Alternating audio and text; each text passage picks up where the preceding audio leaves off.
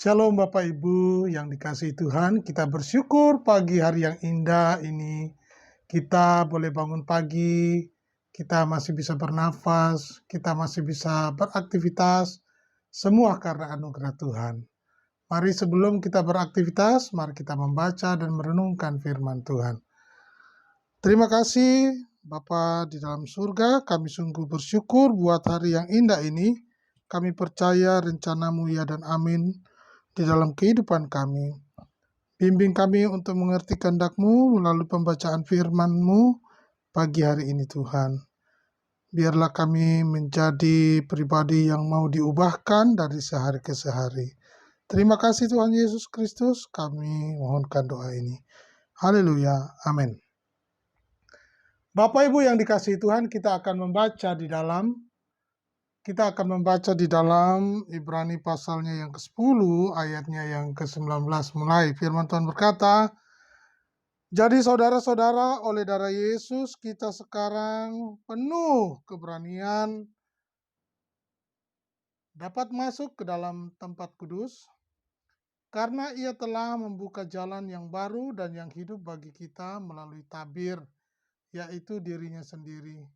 Dan kita mempunyai seorang imam besar sebagai kepala rumah Allah.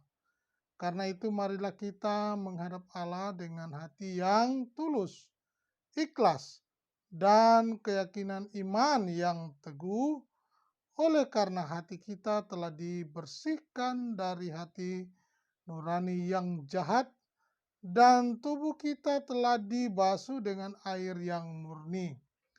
Marilah kita teguh berpegang pada pengakuan tentang pengharapan kita, sebab Ia yang menjanjikannya setia. Dan marilah kita saling memperhatikan supaya kita saling mendorong dalam kasih dan dalam pekerjaan baik.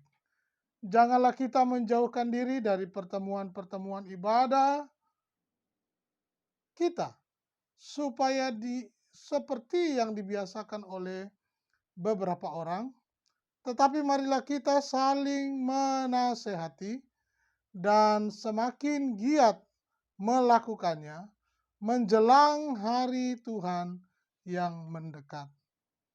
Sebab jika kita sengaja berbuat dosa, sesudah memperoleh pengetahuan tentang kebenaran, maka tidak ada lagi korban untuk menghapus dosa itu.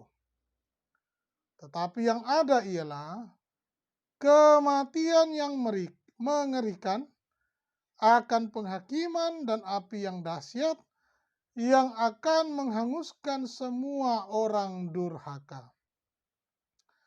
Jika ada orang yang menolak hukum Musa, ia dihukum mati tanpa belas kasihan atas keterangan 2 orang atau 3 orang saksi. Betapa lebihnya, beratnya hukuman yang harus dijatuhkan atas dia yang menginjak-injak anak Allah, yang menganggap najis darah perjanjian, yang menguduskannya, dan yang menghina roh kasih karunia. Sebab kita mengenal Dia yang berkata, "Pembalasan adalah hakku, akulah yang akan menuntut pembalasan."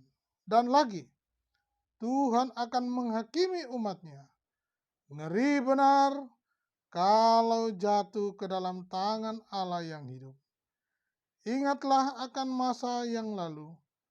Sesudah kamu menerima terang, kamu banyak menderita oleh karena kamu bertahan dalam perjuangan yang berat. Baik waktu kamu dijadikan tontonan oleh cercaan dan penderitaan, maupun waktu kamu mengambil bagian dalam penderitaan mereka yang diperlakukan demikian.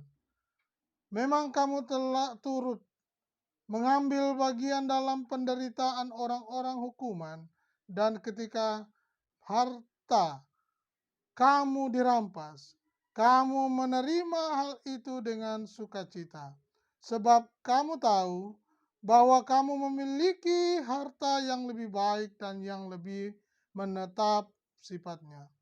Sebab itu janganlah kamu melepaskan kepercayaanmu karena besar upah yang menantinya.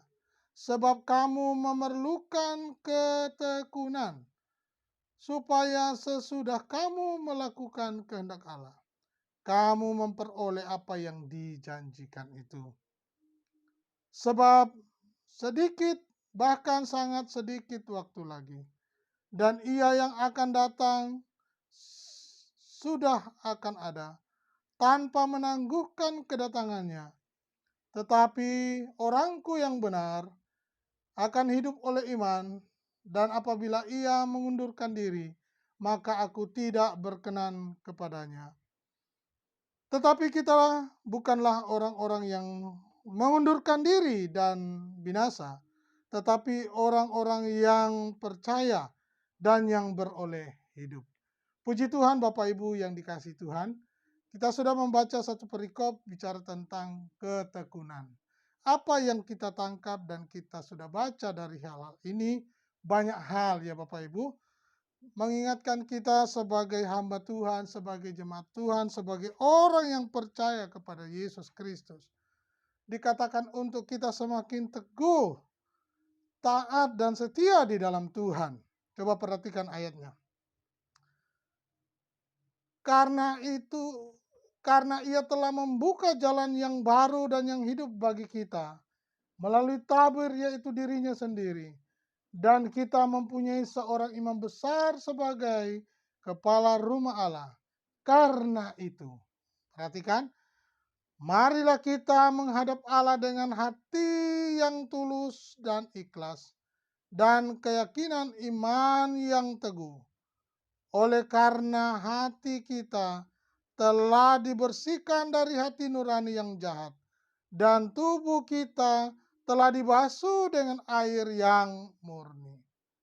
Jadi marilah kita, perhatikan, oleh karena itu marilah kita ya, dengan keyakinan iman yang teguh ya, yang telah dibersihkan dari hati nurani yang jahat, dan tubuh kita telah dibasuh dengan air yang murni ya.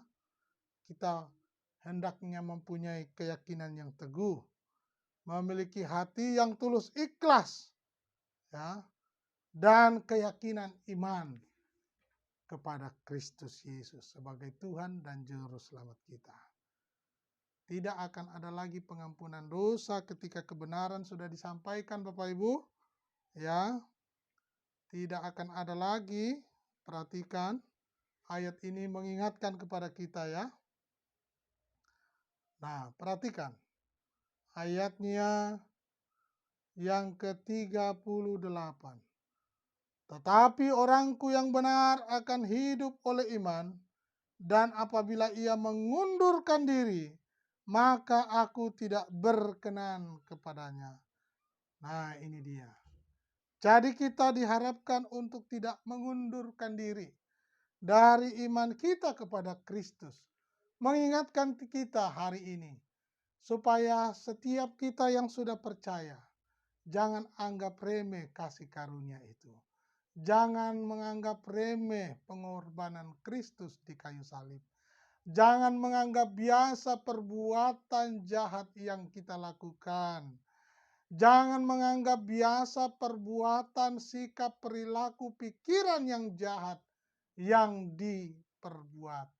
Bapak Ibu, Alkitab mengingatkan kembali kita hari ini, supaya kita teguh di dalam Kristus, dengan iman kepada Kristus, tetap setia di dalam Kristus. Untuk apa? Untuk menjadi alatnya. Sampaikan kabar baik, kabar kebenaran itu. Nama Yesus dimuliakan.